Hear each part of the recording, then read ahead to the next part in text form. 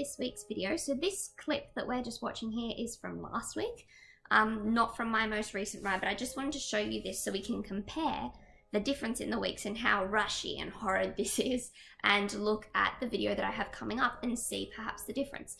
So I have these two rides are exactly a week apart, and I had a group lesson, a flat work ride before this ride, and I wanted to re-implement the group lesson basically. So a few issues that me and Splash have been having in regards to our flat work is it's just a bit rushy and not connected. And it's just very chop and change and very unorganized, and yeah, so basically we had our flat work lesson and a few things to focus on. So I came into this ride with a serious game plan. Usually I'm not too structured about my rides on a Thursday, which this was. Usually I'm not too structured about that at all, but I was like, you know what, I'm not happy with the results I'm getting, so I'm going to go in there with a full game plan and a full focus of what I want to focus on. And my two biggest things were rhythm and contact. That was all I wanted to do. And I found that when I got those things, other things I was concerned about, like, you know, frame or bend, those things started to come much easier when I first established rhythm and contact. So basically as well, this is going to be a bit of a self-criticism. I haven't done a commentary for a while, so some things that I need to work on.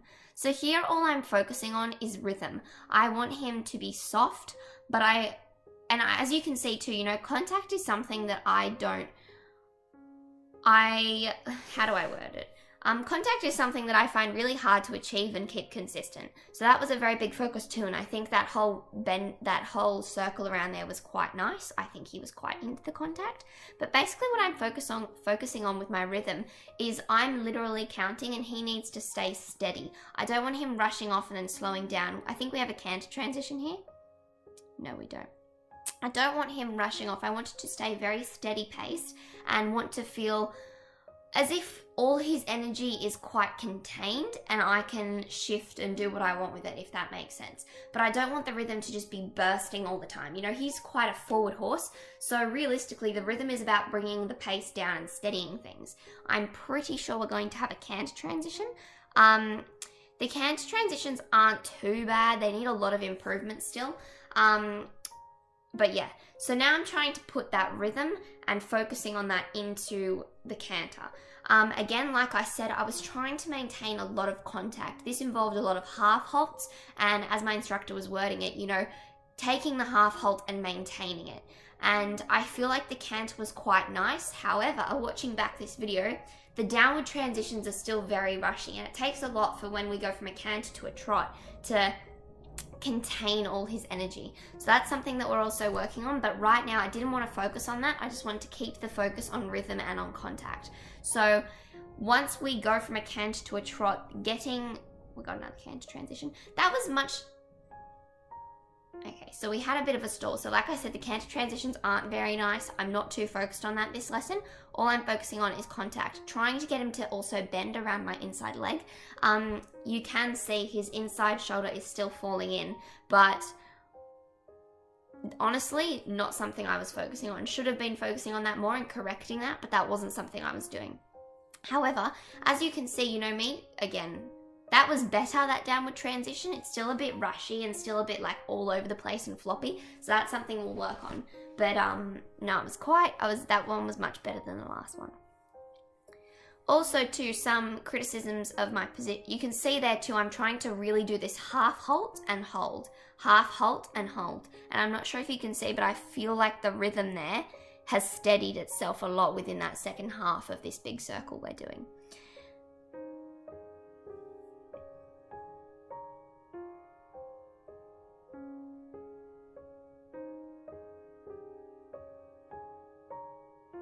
Good. So there, I feel that's perfect, that's steady there. And I think we come back to walk. Maybe we don't, we keep trotting. You can see too, you know, in my position, a big change. There's still a lot of problems. I feel like it has improved, but there are still a lot of problems. My upper body's still crooked.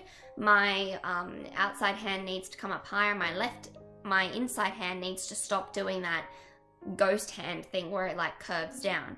Do we come back to walk? No, we don't. And I'm trying to also do a few leg yields to the outside of the circle. So for a few of them, I'm kind of turning a little bit earlier than the outside track and trying to push him out with my inside leg just to get that inside leg a little bit more responsive.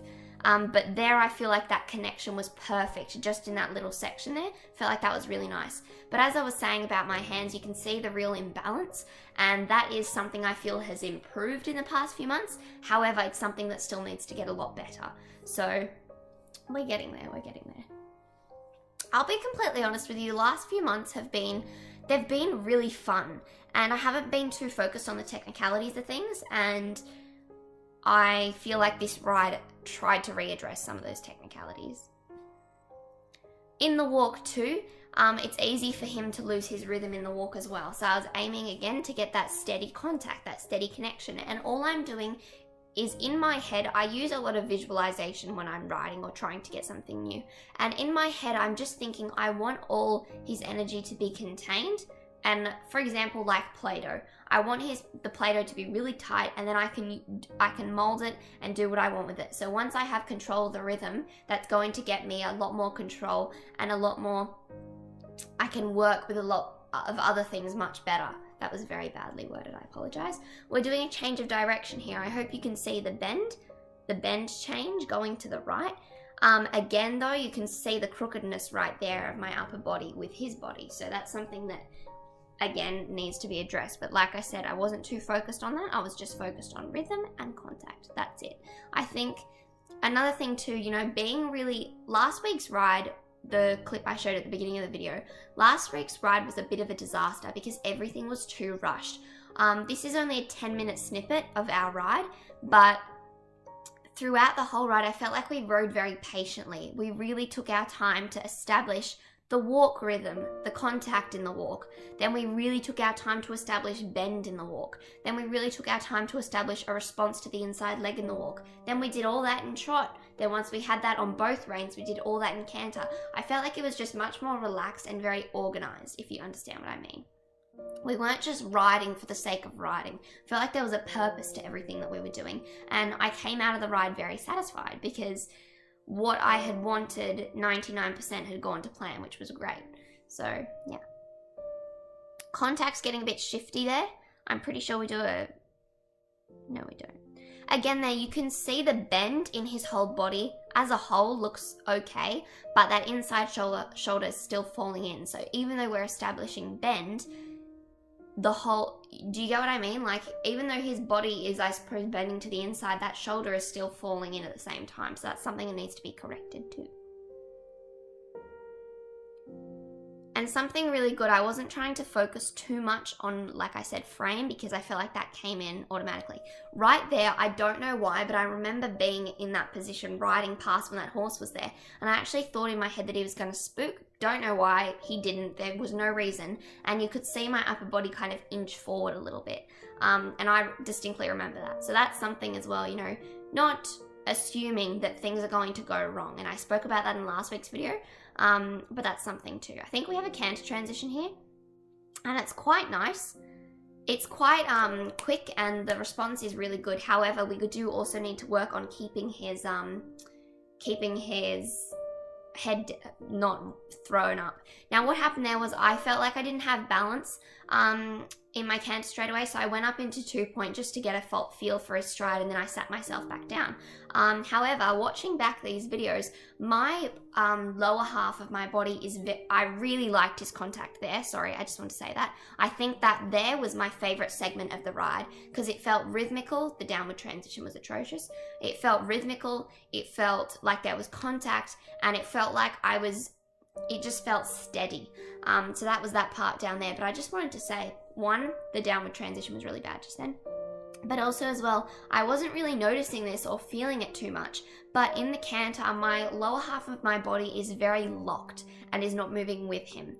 So that's something I want to focus on in the future, because watching back the canter, the canter he gave me there was absolutely beautiful, and the trot he's giving me there I feel is pretty good. The rhythm's getting a bit fast again, but the paces he's giving me are great, and for some reason I have I'm starting to lock my lower body, and it's making that whenever I'm in the canter, I'm not actually getting a very deep seat, and I'm kind of sitting on top of him, not with him. That canter transition was okay. Again, the response is really good. It's just the following through with the transition and making sure it's not such a big deal that we're cantering, you know, it's just a fall into canter. Bit rushy here. You can see like my seat, I'm liking his connection. You're seeing my seat, you know, you'll see when I go past, it's actually, I'm coming up and out of the saddle, and I didn't really notice, to be honest, and I couldn't feel it.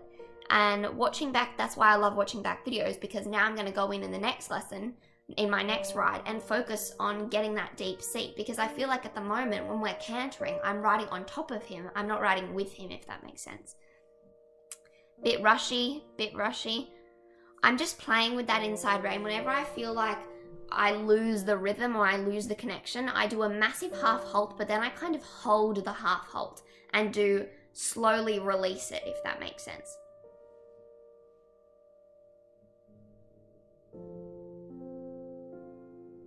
And I really tried to contain the energy here. I tried to really bring it back, and I hope that you can see that, because I was trying really hard to just get a very steady collected trot. Even though it's not that collected, it's kind of going like, okay, you're at level 10, and I'm trying to get to level 5, and by trying to get to level 5, I get to level 7, if that makes sense. So that was perfect there. And because he brought that rhythm so much, I brought him back to walk, and that was the end of our ride.